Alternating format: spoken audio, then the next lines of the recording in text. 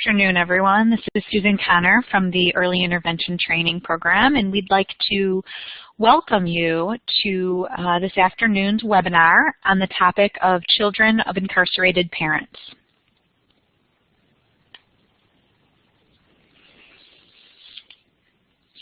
With us today, we have Delreen Schmidt-Lenz, our presenter for this afternoon's webinar. Delreen is a social emotional consultant with CFCs 18, 20, and 23, and she is also an early intervention training program consultant.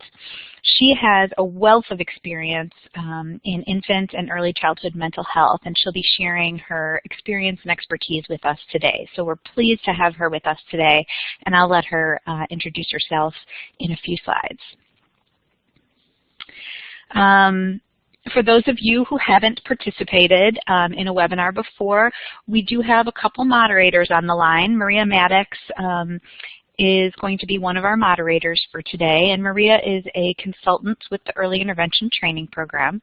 I will also be on as a consultant, as a moderator, and I am the Assistant Director of the Early Intervention Training Program. So again, we just want to welcome everyone. I'm glad you could all. Great. Good afternoon, everyone. Welcome to the winter webinar series for today's program on children of incarcerated parents. My name is Delreen Schmidt-Lenz. I know several of you on the webinar. I'm looking at all the names who are signing up. So hello to those of you whom I know. And if at any point in time I meet with you folks that I don't know, please come up and tell me who you are. I'd love to put a name and a face together. I've been working with children and families for about 22 years, 19 of those being in the early intervention system. I was the previous program manager for Child and Family Connections in Effingham, and I'm currently, like Susan said, a social emotional consultant for 3 Child and Family Connections offices, and I'm also the developmental pediatric consultant and technical assistant consultant for a Child and Family Connections office. Throughout my time in EI, I've been a service coordinator, psychological services provider, developmental therapist, LAC coordinator, kind of had the gamut of roles in EI.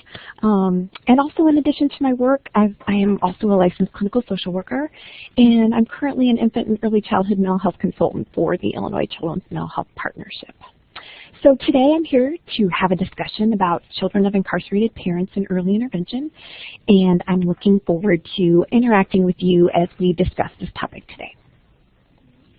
While I was researching for this webinar, I found this quote that really spoke to me, and it is, "There is no single story that describes what it is like for a child to have a parent who is incarcerated."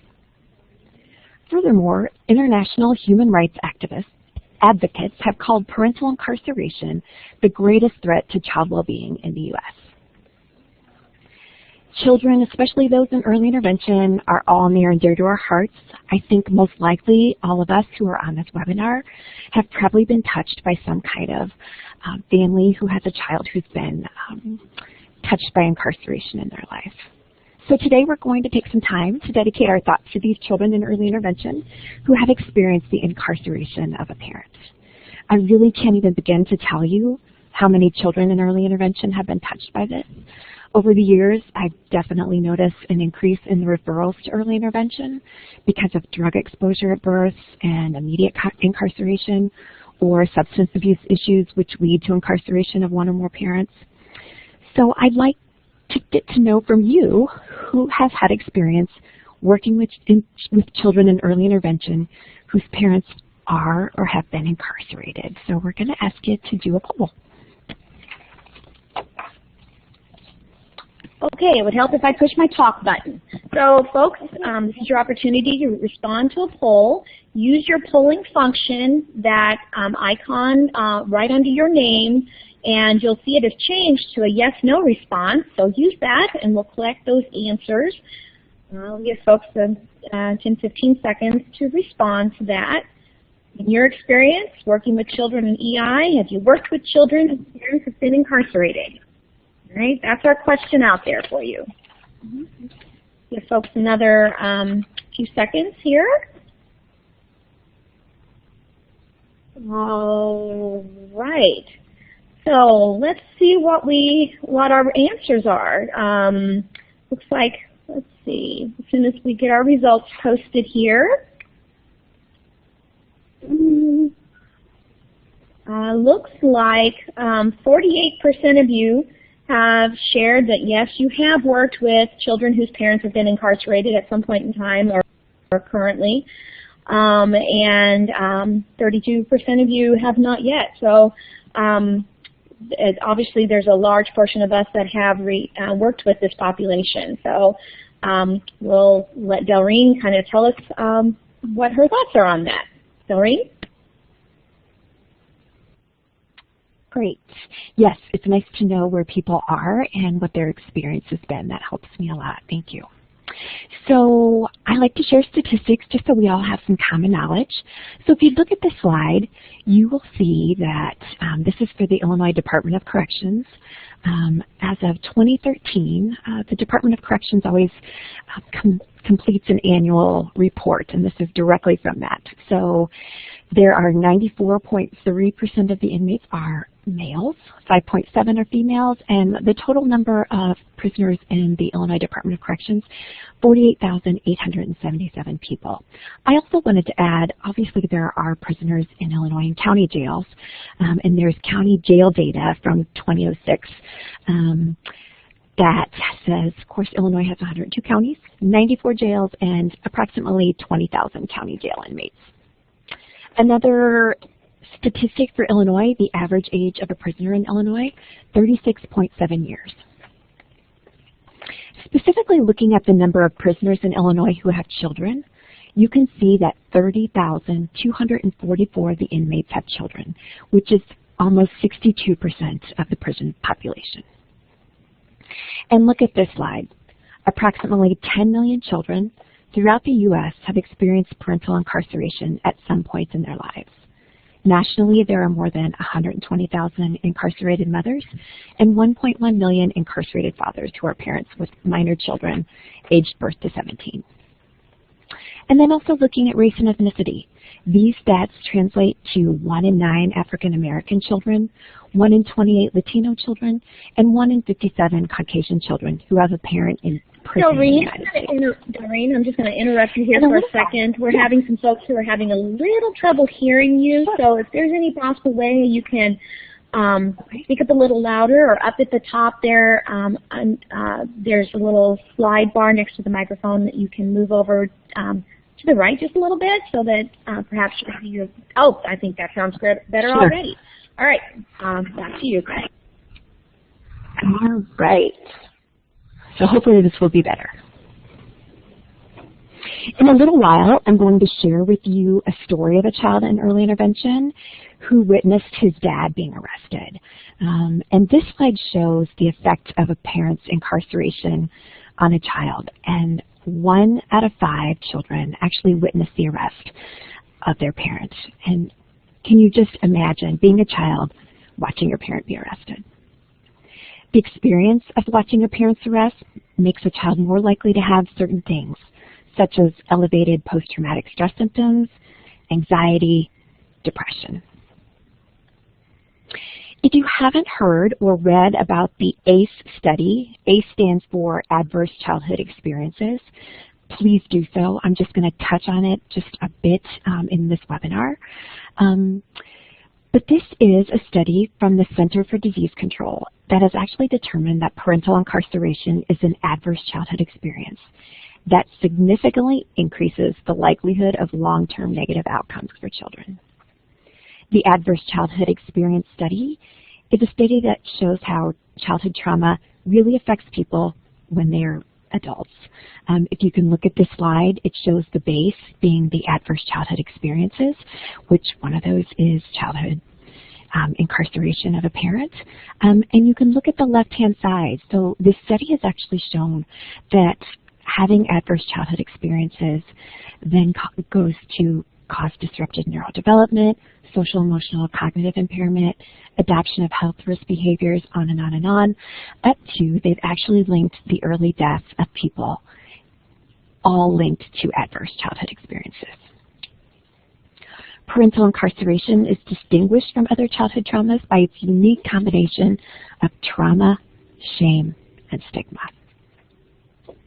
I'm going to give you one more slide of statistics, and then I'm going to ask you to participate in another poll question. So there was this study back in 1998, and it estimated that of parents arrested, 67% were handcuffed in front of their children, 27% reported weapons drawn in front of their children, 4.3 reported a physical struggle, and 3.2 reported the use of pepper spray. All right, so it looks like Delreen has another poll here, and the question out to everyone is, are children of incarcerated parents more likely to be incarcerated and predisposed to criminal activity than their peers? So yes or no, see what your thoughts are on that. Give folks 10-15 seconds to respond.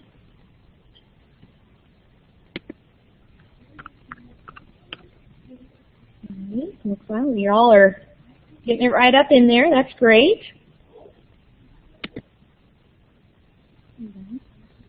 Okay. I think we can probably see our results, and an overwhelming number, 73%, have shared that they feel that children of incarcerated parents are more likely to be incarcerated or predisposed to criminal activity. So Delreen, what are your thoughts on that?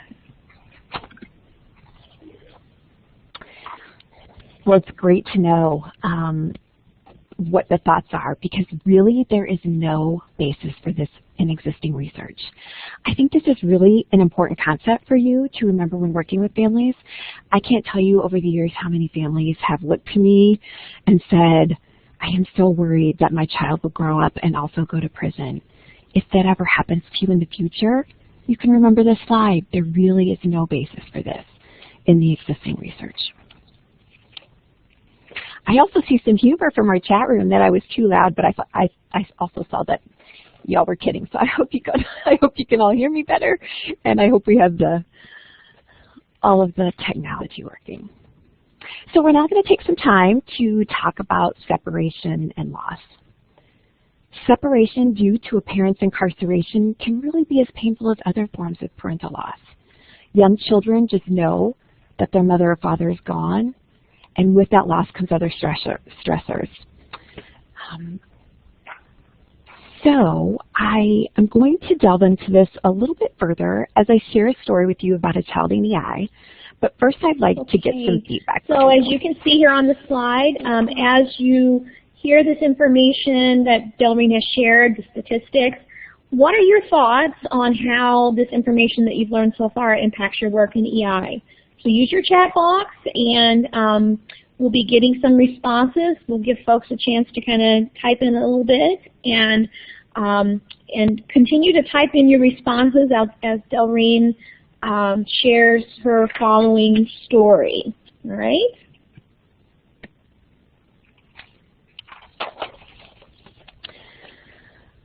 So now I'm going to tell you a story about a child in early intervention and how it connects to the topic of incarcerated parents. One of the Child and Family Connections offices with whom I worked received a referral on a male child who was 24 months of age. This happened to be the second referral on the child. The first referral was by a health department when the child was 20 months of age, and the family actually did not respond to that referral. So here we are getting the second referral on the child. The service coordinator called the family to make contact with them to try to set up an intake appointment, and got no response from her first phone call. So she sent an unable to contact letter. Again, no response. So instead of just sending a second unable to contact letter, the service coordinator made the decision to try to call the mom once again. And lo and behold, the mom answered the second call from the service coordinator, and an intake appointment was scheduled.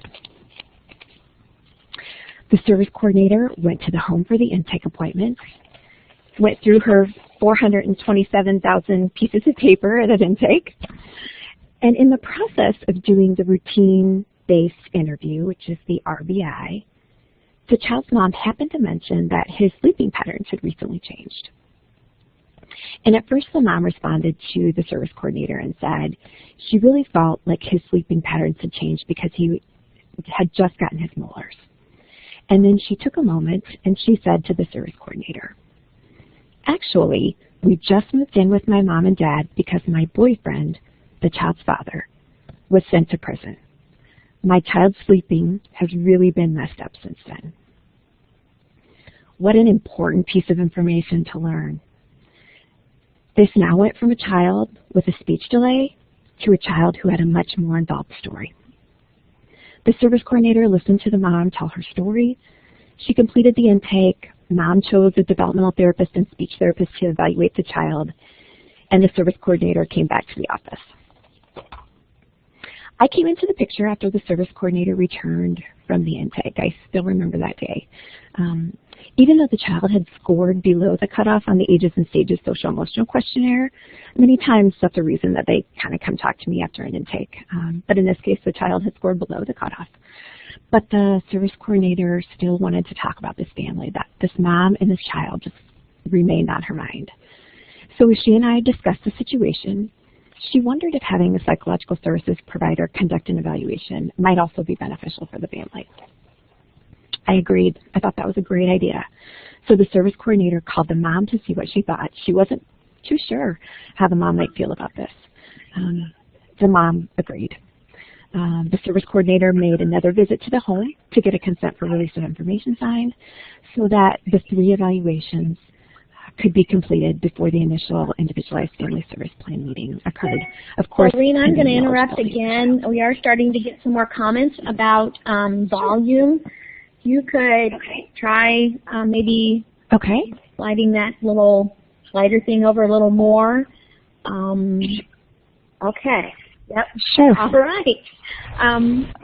We can just see if there's any responses about hearing you better again. So I can hear you better, but perfect. All right. So I'm going to step back out. Thanks, Delreen. All right. Sure. Okay. So I'm going to continue my story for those of you who have been able to hear. I see some can hear.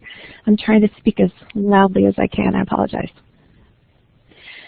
The psychological services provider learned much more of the family story when she went to conduct the evaluation. Along with the child's mom thinking about and connecting the child's sleep patterns with the dad's incarceration, she also recognized that the child had been babbling and acquiring some speech before the incarceration, and the father's sudden absence appeared to correlate with the child's cessation of speech, which is also a huge thing in this child's story. The child's scores on the psychological evaluation showed that the child exhibited concerns in internalization, and those things include anxiety, withdrawal, separation distress, and also in dysregulation, which includes sleep, eating, sensory kinds of things. The child also showed some concerns in activity and impulsivity, and also aggression with defiance, which was on the psychological services evaluation tool. The speech therapist, she found a 60% delay in expressive language and a 28% delay in comprehension. The developmental therapist also found concerns in the areas personal, social, and communication. So all 3 evaluators really found similar things. So an individualized family service plan was written and early intervention services began. The child received speech and psychological services weekly. And since I happened to be providing professional consultation to the psychological services provider for her EI credential, I happened to learn much about this family throughout their time in early intervention. I heard the story about the dad's substance abuse past and his subsequent arrests. I heard about the shame and embarrassment the mom had when he was sent to prison, because not only did everyone in her small town know what happened, she had to move back home with her parents so they could care for the child when she worked 3rd shift. I heard about the disdain her parents had for her and her boyfriend because their daughter was involved in the situation.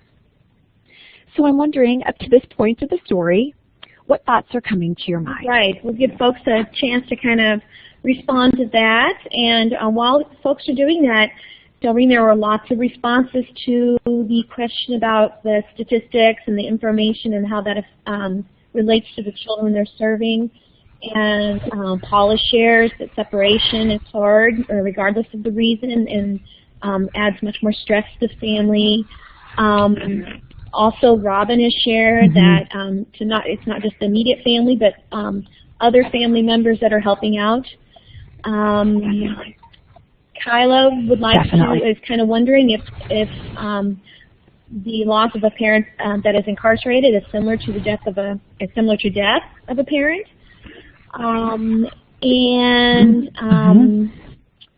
Let's see, some of the responses that we're getting now show that asking about if there were any referrals for counseling from mom, looking at how the trauma of arrest and shame and stress can, and separation anxiety, how that could affect speech. Getting quite a few responses here. So questions about what do therapists do to help. Let's see. Juana has thoughts about ghosts in the nursery. And Maria from Joliet shares that moms and other family stressors may carry over to the kiddo. So, all right. So, shall we move on? Great, wonderful questions, and some of them will be answered as I move along. So continuing with the story and my consultation with the psychological services provider and the speech provider, I really wanted to support both of them with this child and family.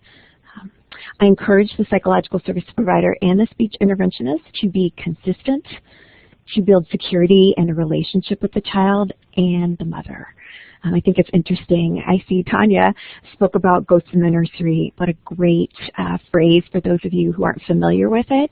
It comes from infant mental health and just how things in the family system, things that are going on with the mom and her relationships, things that are going on, just like you talked about with the extended family, can really affect the relationship and circumstances with the child. I gave some concrete suggestions as well. I gave some suggestions to the psychological services interventionist to help the mom make a social story for the child before he went to bed. He was really having some sleeping issues, awakening multiple times during the night, being upset.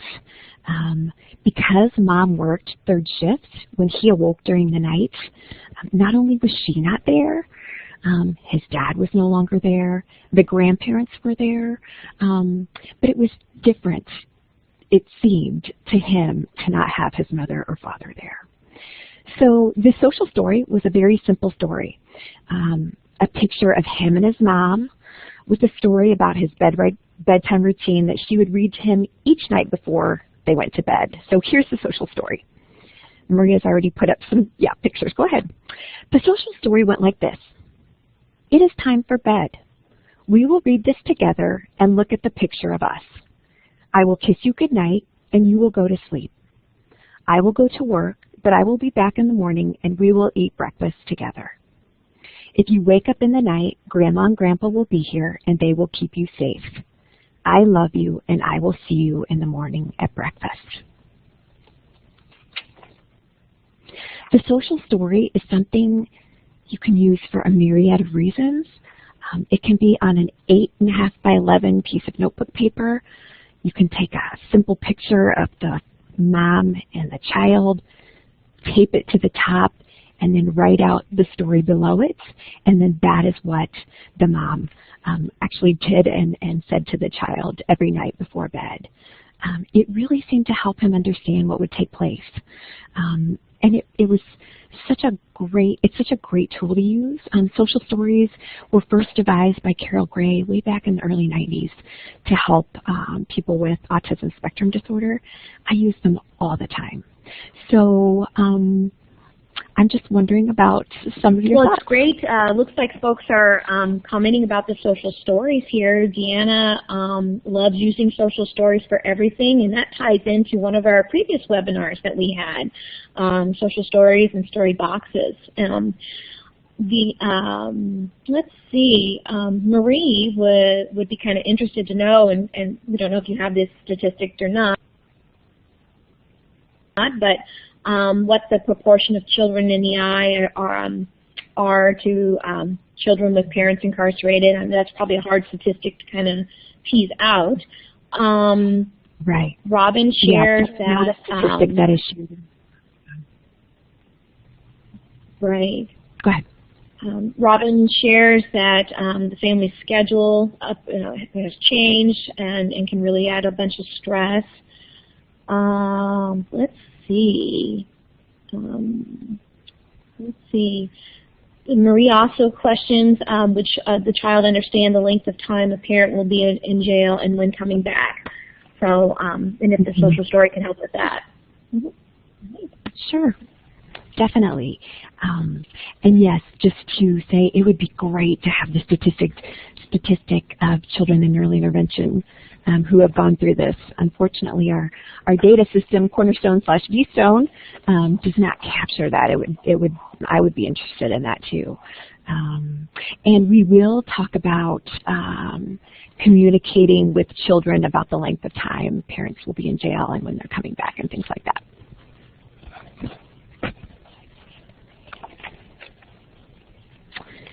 Okay.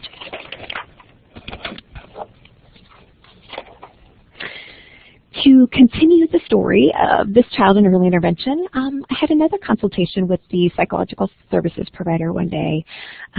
She noted that the child was really showing some aggression, some behavioral issues, and the mom really noticed that these things were happening after she took him to the prison to visit his father. It was important to this mom that she take him to visit him.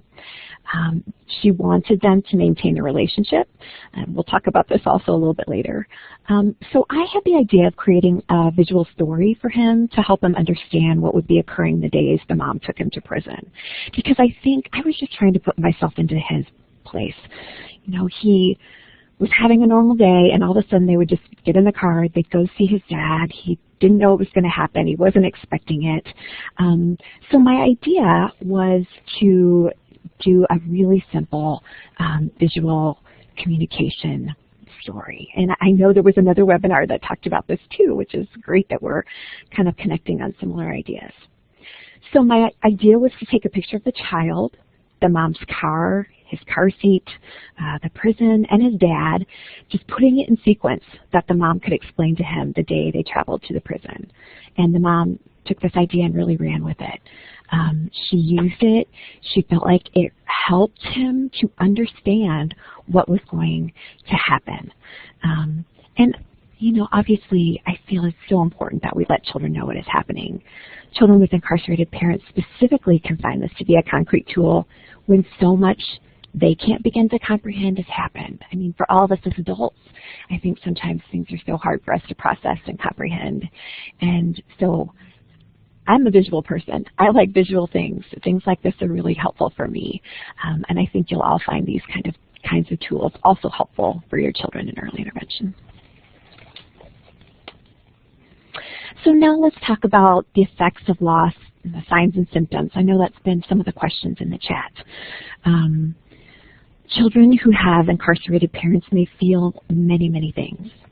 Stress, fear, shame, anger, sadness, frustration. The psychological services provider and speech therapist for the child I was just talking about both described to me that they felt he exhibited stress, fear, anger, sadness, and frustration. And they talked to the mom about that, and she agreed that these effects were seen in him at a higher level after his dad was sent to prison. So along with everything else that you're tasked to do on a daily basis in early intervention, I'd like to remind you to do two simple things when we're working with all families. And those are to look, and to listen. I don't know about you, but sometimes I get bogged down in the million things I have to do every day, and I realize I haven't done the most simple things, looking and listening. As service coordinators and early interventionists, look and listen for these cues that are on the screen, especially if you know that there's a child in early intervention who has an incarcerated parent. So things like sudden yelling or crying. Service coordinators, if the families have said to you during the intake, my child has difficulty sleeping, unusual clinginess. Early interventionists, if you're going and doing an evaluation and you hear things like hitting or eating more or less than usual, smiling or laughing less or often, having new fears, and you know that a parent has been incarcerated, take that all into consideration. Delreen, there's a good question that we'd probably like to ask now. Judy was kind of curious about when you're sharing that social story, do you talk with the child about what the parent has done and how, made a bad choice, why he's there? Do you share that information with the child during that time? We're going to talk in a little bit about answering difficult questions. I always advise that it's the parent's decision on how they want to talk to their child about what has happened. Some literature says to make it really, really simple, such as people go to prison when rules are broken. Daddy has broken a rule, and so he is in prison. Really simple, simple sentences. And however they want to elaborate, it's really up to them and their comfort level on what has taken place. Very good question. Thank you.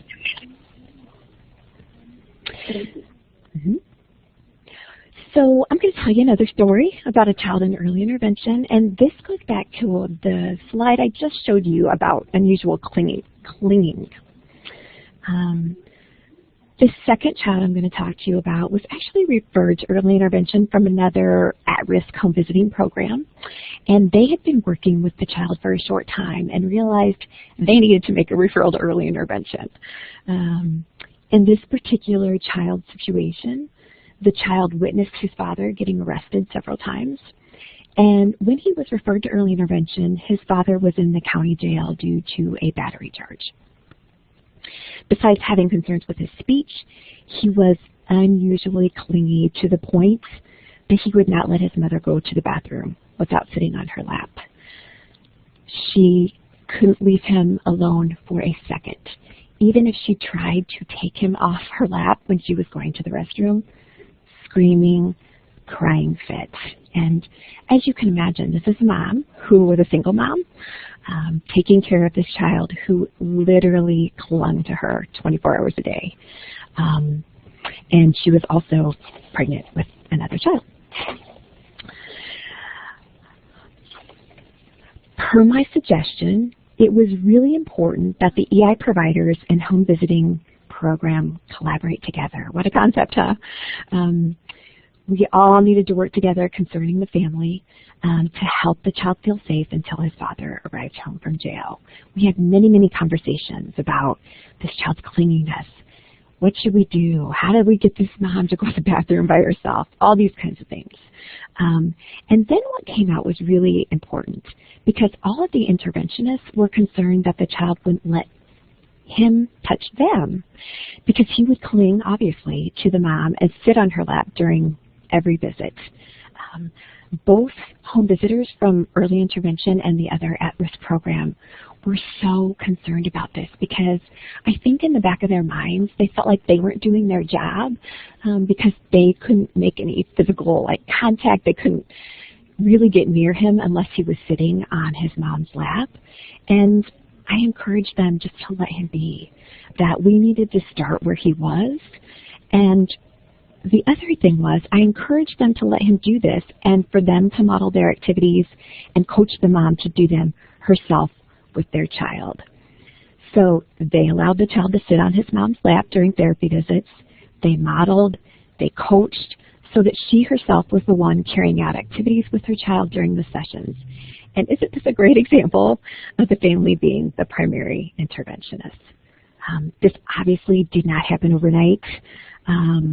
It took a long time for this to get to this point, but with consistency, making the child feel secure, having the professionals build a relationship with the mom, the situation turned out much more positively than really any of us initially thought.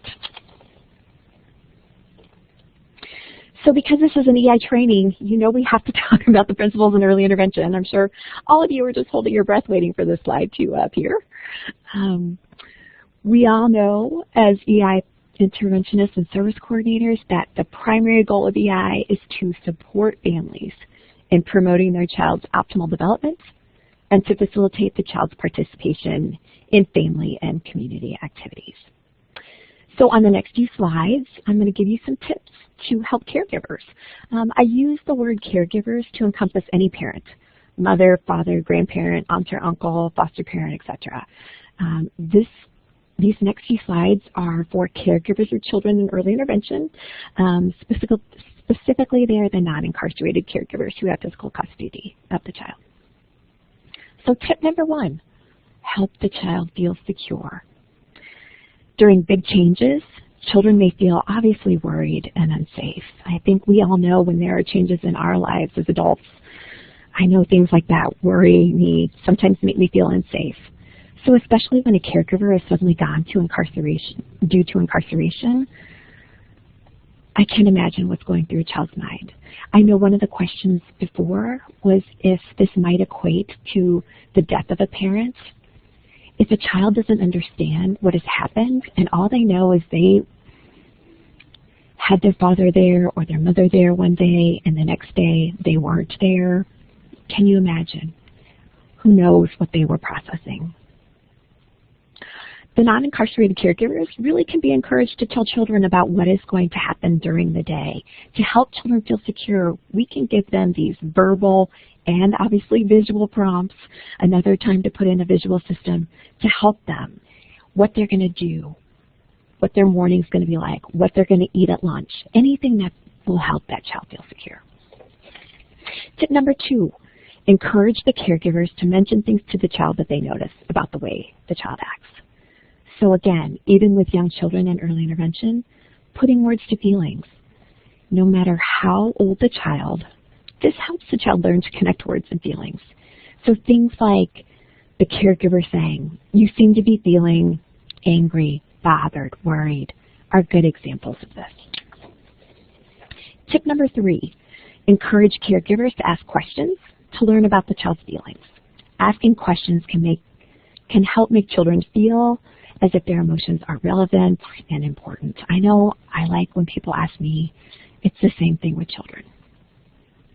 Tip number 4, encourage caregivers to be patient as the child shares with them. Children who have lost a parent to incarceration may exhibit many different types of behaviors. So I have 3 favorite words. Those of you who know me have heard me say them many times, but I'd like for all of you to think about these 3 words. Behavior is communication. As an EI provider, you can help the caregiver process the behaviors that may be occurring. You can ask questions, you can wonder with the caregiver. The second child I talked about was literally beside, the mom was beside herself because the child was so clingy. She needed to process this, she needed to talk about this with her team of home visitors. Tip number 5, let the child know that his or her feelings are okay and that the child can talk to the caregiver even about scary things or that she or he is mad at the incarcerated parent. Children may very well be angry at the parent who is incarcerated. Help the caregivers listen to a child who may be experiencing that so they are acknowledging the way the child is feeling. And the final tip, tip number 6, encourage the caregiver to take care of him or herself. As you can imagine, the caregiver of a child whose parent has been incarcerated may feel extremely stressed, anxious, overwhelmed. The extended family, that was also a comment, can also feel very just overwhelmed, taking care of their own child who may be the physical custodian of the parent. And I have this quote from Jerry Paul, who is the former president of 0 to 3, and I really want you to stop and think about this quote. She says, "Don't just do something, stand there and pay attention." I'm going to repeat that quote once again. Don't just do something, stand there and pay attention. What this means is being present to hold a caregiver in his or her stress, which is so fundamentally important to what we do. We don't have to fix the situation because we simply cannot. We can support the caregiver by being present and listening. So simple, yet also so challenging.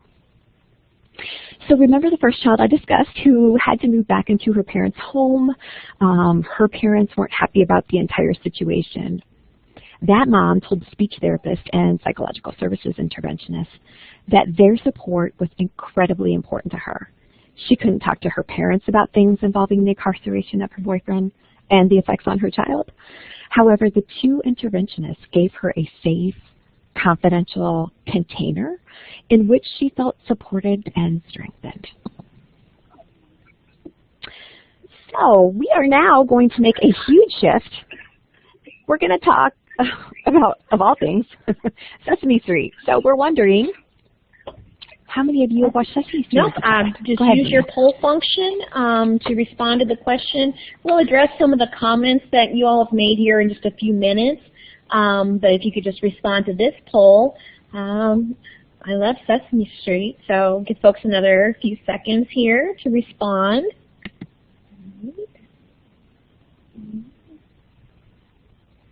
Okay.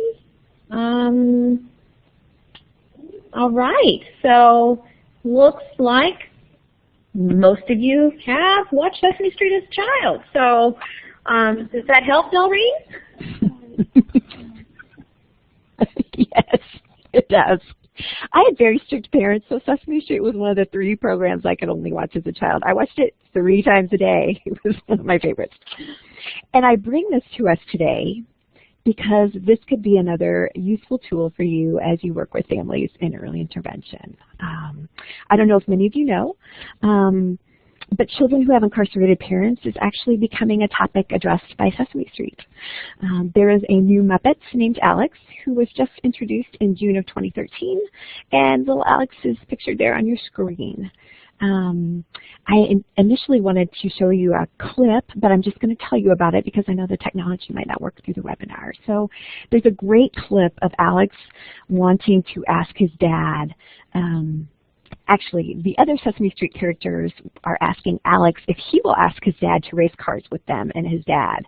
And Alex says his dad can't, his dad's not around, and then Alex walks away. And then Alex comes back and tells his friends that his dad is away and that Alex is sad because of where he is. He is in jail. And Sesame Street does a really nice job of bringing up the word incarcerated and incarceration. You know how they do those great educational things. And so I'm bringing this to your attention just because I think some of your children in early intervention who have experienced what Alex has experienced may be interested in watching Alex. Of course, talk to the caregiver first to see if they agree, but I just think it might be a way for our age range of children with whom we work to watch something and to be able to relate. Sesame Street has also put together this really great guide, and it's on your screen. It's called Little Children, Big Challenges, incarceration.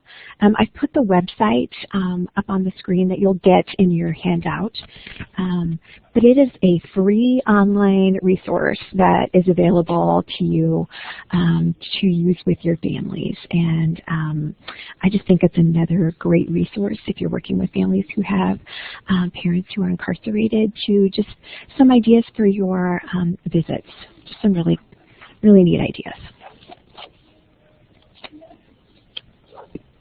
All right. This is a great opportunity for us to stop and kind of look at the comments that are being made and questions. So I'm going to just kind of maybe start from the most recent backwards. Delreen Maria from Joliet wanted to know if service coordinators were allowed to mention the word incarceration, because there have been times when they had no idea until they got to know the family that that one of the parents was incarcerated. So how do you get that information from families? Delreen? So the times where it's been brought up in the different CFCs with the service coordinators, it's happened both ways. It's happened during the intakes when they're talking about daily routines of the child, like I discussed with the first child. Sometimes we get information from the referral source. Sometimes we've been working with a family for a year, and then we find out the child has a parent who's been incarcerated. So it's really up to the parents when they choose to tell us. And if they choose to tell a service coordination, I think it's always important. It's so important for the service coordinator to make sure that she asks the parent if it's okay to share that information with the evaluation team. And likewise, there was another situation that the ongoing interventionist found out a year into services. This particular was a father, and the mother was incarcerated. The father was the one who opened up and told the interventionist, and she specifically asked the father if it was okay for him to share with the rest of the team. Thanks. There are a couple other comments that folks have been talking about, the being careful with wording. Jennifer and Judy, Brianne, Victoria are all kind of sharing their thoughts about being very careful how to express this to a child.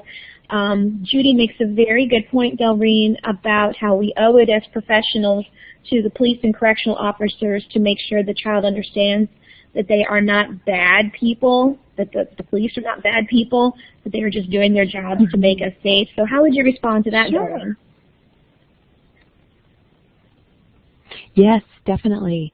I believe in the guide that I just talked to you about, the Little Children Big Challenges, part of that is addressed in that guide, just to give children information that those people are just there to do their job. The situation, the second child I talked about where the little guy saw his dad being arrested, the early interventionist, they talked through the whole situation with the mom and the child together. With the mom really wanted to have a conversation with her child about what had happened and asked the interventionist to be a part of that conversation. And they included the part where it was a local police officer who came to their home. And they basically gave that child just more information on who he was, what his role was, because the child literally had no idea. It was this strange person who kind of barged into their house. And so I think it was just another learning opportunity with the parent's consent, and the parent wanted to talk about that, to give the child more knowledge about what had happened. Okay. I was looking for, here it is. Delreen Kay was wondering about the effects of prison visitation, about the effects of seeing the bars and other scary things that can happen in a prison. What is the impact on the young child? Definitely. We're going to talk about that here. We're going to talk about some answering difficult questions from children here in a little bit. It can be very scary. And I think that's part of the caregiver's decision to choose to take their child, and also in planning for taking their child, if that's definitely what they choose. I had another situation arise with a child who was born. There's a prison in the Decatur, Illinois area where mothers can actually be pregnant and have their child in the prison. And this child was being evaluated by early intervention at the age of 2. So 2 years had passed. Mom had been in prison, I believe the child was a year when she got released. So mom and the baby were in that prison together. And when the child was evaluated for early intervention, it was at a DCFS office. And the door was shut, and there were noises from other parts of the DCFS office building, and the child immediately had a temper tantrum, just melted down. And the mother was very intuitive and said, I think some of these noises that the child is hearing is making her think of our time when she was in prison with me. And I thought, how intuitive of that mom to recognize that. Sorry, that was just kind of a side story. Back to the original question. I think it's very important to recognize that each child is going to be able to adapt to certain situations. And I just always go back to that the caregiver really has to know their child and know if it's something that they want their child to experience. And then to process that afterwards, what it was like for that child. There was another question here about any resources for families who have a loved one in jail, more so because of a mental illness and perhaps you know, something that may have occurred while they were in crisis with their mental illness. You know, folks who are really, that's not the best place, but that's kind of where they ended up. Any thoughts about that, Delreen? Mm-hmm. So the question was, it's a person with a mental illness who is incarcerated, and maybe incarceration might not have been the best placement for them. Is that the question? And what other resources there might be? Okay. So certain counties in Illinois, we have some pretty progressive state's attorneys and judges in Illinois, which is great. I happen to live in an area that has those. And there are definitely some programs throughout the state that instead of incarceration, there are certain, for instance, drug courts that instead of being incarcerated, or there are mental health courts, so they actually get, and it's very, very, very, I mean, these folks are called every day. They have to call into their probation officer. They have to, for the drug court, they have to be drug tested definitely every week, but it could be every day. So the judges and attorneys who have put this together have recognized that by incarcerating a person with a mental illness, it's really not helping that person. And so they're really giving them some intensive mental health and substance abuse treatment. And I've seen the benefits of that. I do some private practice on the side. I'm working with a mom who's pregnant right now who has been a heroin abuser, and she is in the drug court system. And it's amazing to me that they are really caring about her. They're trying to help her with her substance abuse issues. I've been brought in to help just with the pregnancy side of it. So there definitely are some regions in Illinois that are really taking a focus on this. Right. There are lots of comments kind of going back and forth in the chat box, so but I think we probably should move on and maybe catch some of the other questions that will come up at our next opportunity. So if that's all right, Delreen, I'm just going to see if we can progress forward. Sure. So we're going to make another shift. A lot of you have been bringing up all these great questions because I think this topic just makes us think about all these difficult questions and what do we tell children and what do we not tell children. Obviously, children may have many difficult questions when one or more of their parents are incarcerated. As early intervention service coordinators and interventionists, we can encourage caregivers to ask their child questions truthfully and in ways a child can developmentally understand them if that is what the caregiver wants. If a caregiver asks you for some advice if this issue ever arises, you can have these tips to help you. So if a child asks, "Where is mommy?" and the caregiver is saying, "My child asked me, what do I say?" This is something you could say. Mommy is in a place called prison or jail. Grown-ups go to jail when they break a rule called a law. This is not because of anything you did. This is not your fault. And I think I put some asterisks at the bottom. Never assume a child is too young to be told the truth. They pick up on all kinds of nonverbal cues. I'm telling you, children know when something is wrong. And And if the caregiver wants to be very forthright, this is a way that they can do it. Another question, if they ask, when will Daddy be home? We could help the caregiver with this kind of question. Daddy won't be home for a while.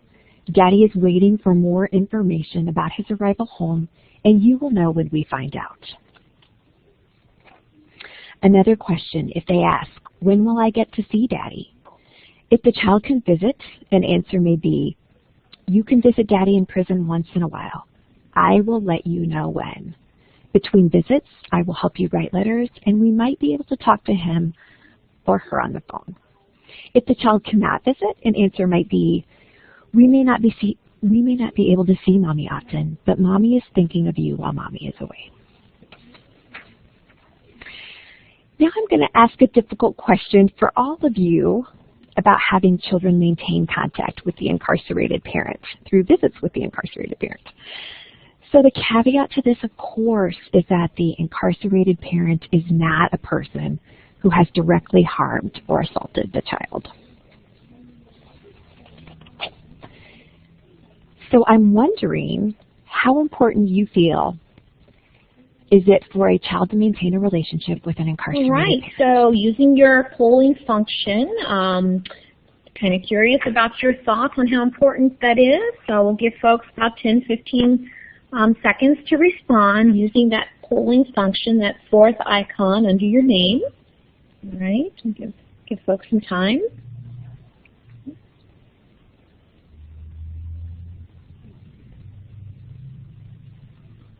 All right, give folks another few more seconds. Let's see, we've got quite a few responses coming in.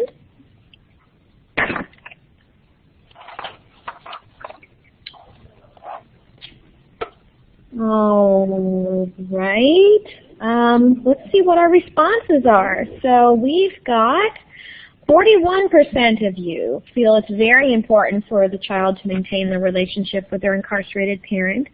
24% of you feel it's somewhat important. So the vast majority feel there is some importance there for that child to maintain a relationship with an incarcerated parent.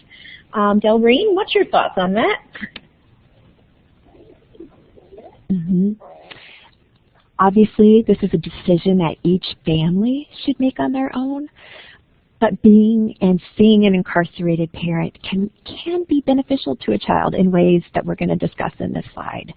So if the non-incarcerated parent is willing and they feel it's going to be a benefit,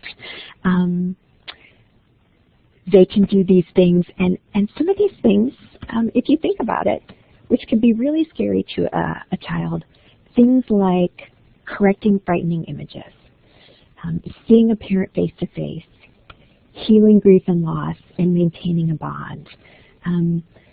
There is no one right answer for every situation or family, but I think thinking about these things, if the situation lends itself, can really be a benefit. Delreen, this seems like a really good place to address this question that has just come up, and I know you kind of touched on it in introducing this section, but what about the parent who is incarcerated because they were abusive to the child or to the other partner in that relationship? How do you deal with that?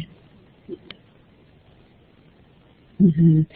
That has definitely come up, and those are really really hard situations to deal with. In my viewpoint, the safety of the child is imperative and the first thing we need to think about. And so in the conversation with the non-incarcerated parent, I think it's imperative that you all bring that up too, because it can be very traumatic for a child to see someone who has harmed them. We've actually had it happen in early intervention, and it's devastating for children to go through that. So safety of the child first and foremost. Thank you. Thank you. So if a child is going to make a visit and the non-incarcerated parent would like to talk with us as early interventionists about this, you can encourage the non-incarcerated parent to Number one, prepare the child for where they're going and who they're going to see.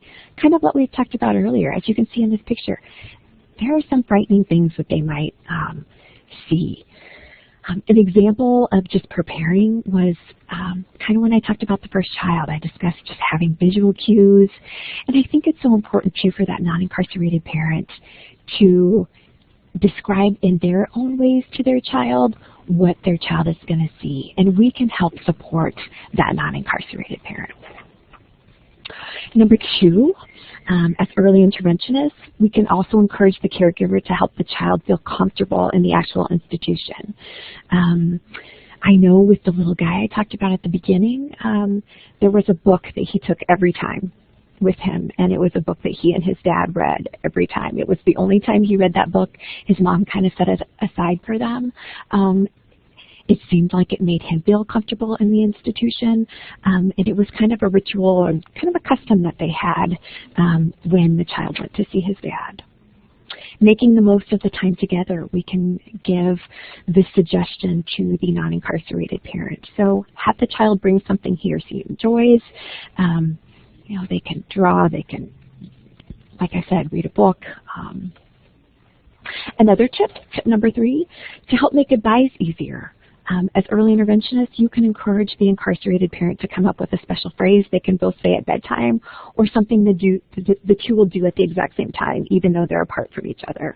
And in this situation, with the first child, the mom kind of went through a ritual with her son every night before they went to bed, along with the social story. They had a little saying that she said to her child, and apparently it was also something that the dad kind of said. So every night they would say kind of the same things together to keep that connection alive. And that was something they came up with all on their own. All right. As I've been kind of looking through the chat here, it looks like there's not so much as questions, but a lot of good comments. Judy makes a point, Delreen, that kids see jail and prison and law enforcement on the news and in video games, and that vision may not necessarily match what is real or true in that situation. So how would you address that? So we know that children see all kinds of visual images. They're bombarded on a daily basis.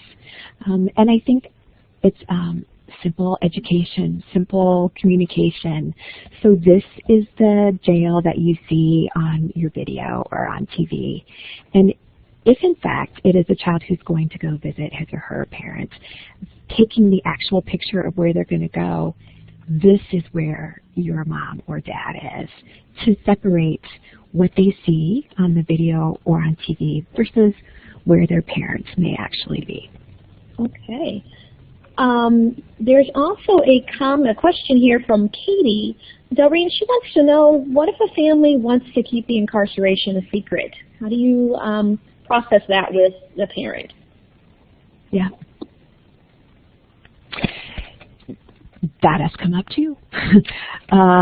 Probably more so than I can think. It's been told to me by the interventionist that they have been told by the family, and the interventionist wanted to process that with me in a confidential manner, so I kept it confidential and just helped the interventionist kind of process that, not telling the service coordinator, because if it was the family's choice to keep that confidential, that is their right.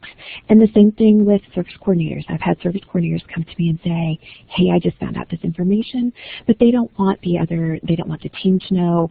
We've had families who definitely don't know, want the school to know, and we've been making transition referrals. That's okay. I mean, the families are who we are helping. If that's their choice, we need to honor that. All right. Let's see. There was one more question, and I've lost it here. I can't find it. Let's see. Katie shares a resource, The Night Dad Went to Jail, a book that's titled The Night Dad Went to Jail.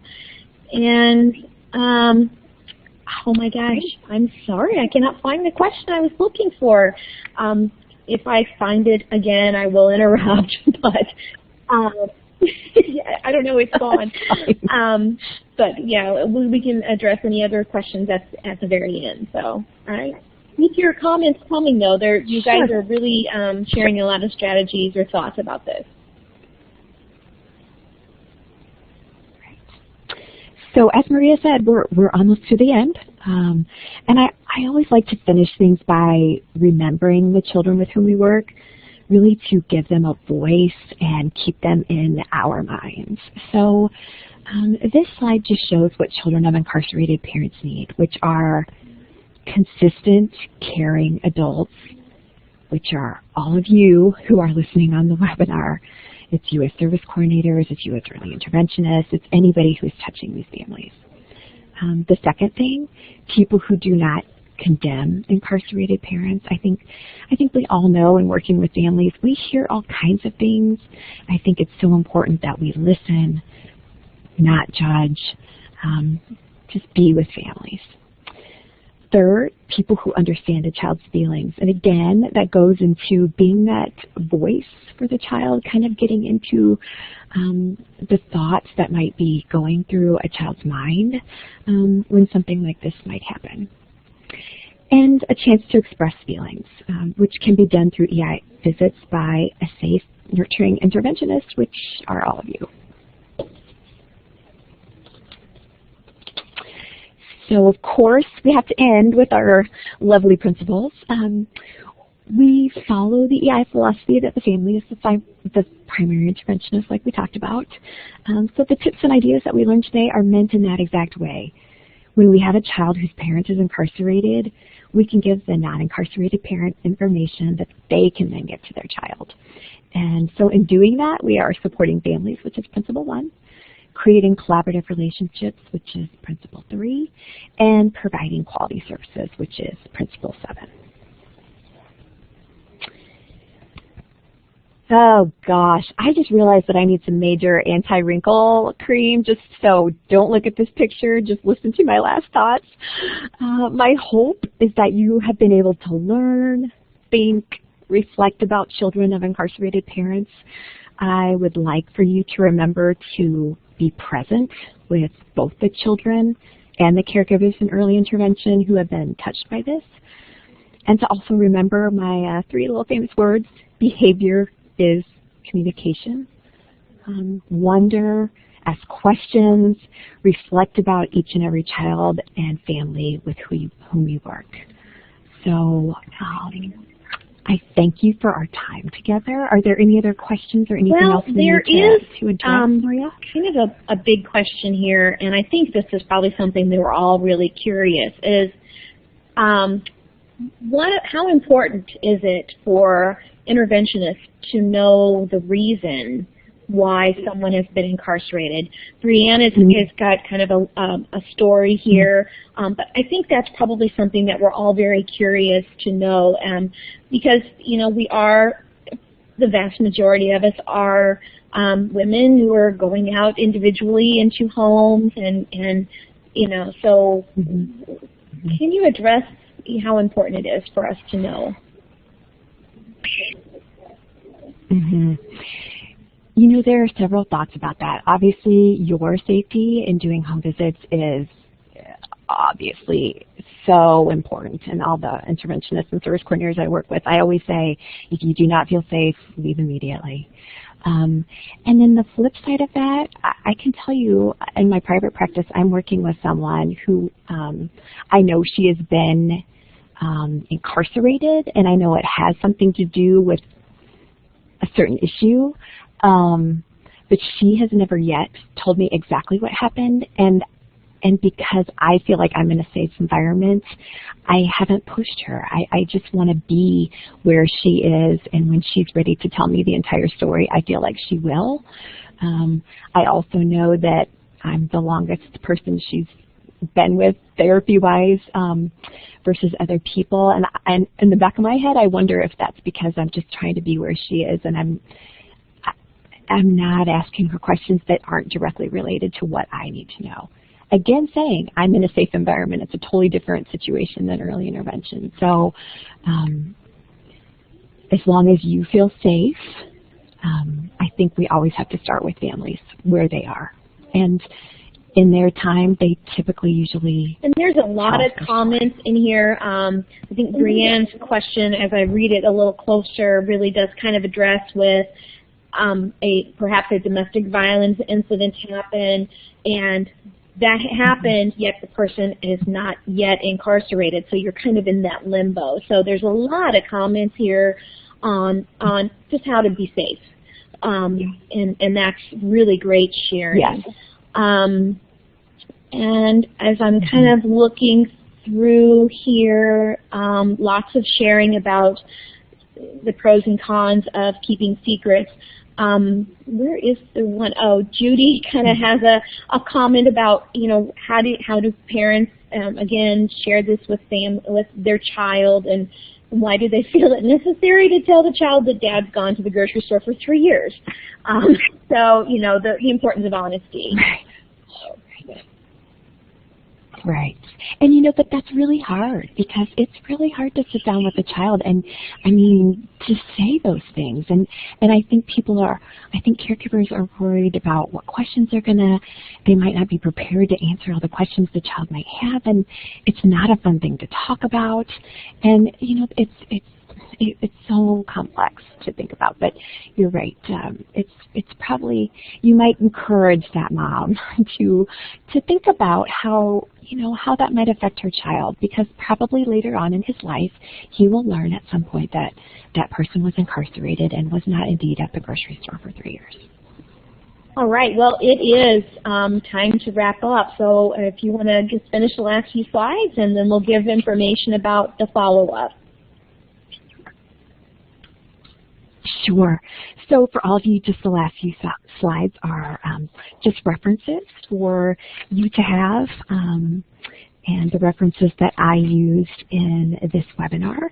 And if you have any further questions or comments, please let me know or contact me. I'm always open to having discussions. And it was a pleasure to be with you this afternoon.